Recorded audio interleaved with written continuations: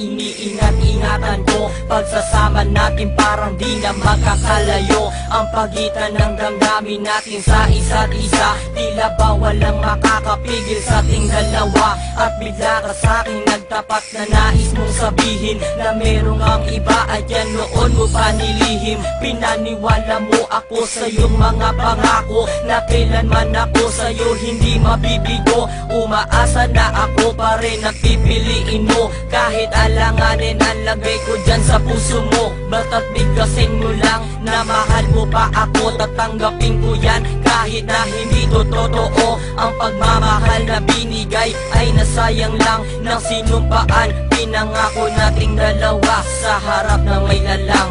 Ako ay lumuha dahil di ko kaya na limutin ka at iwan ka, dahil ikaw lang talaga. Ako'y nagmahal ng todo pero ako'y niloko. Sana ngayon ay mahalin at huwag mong nakuhin please yung bago mo.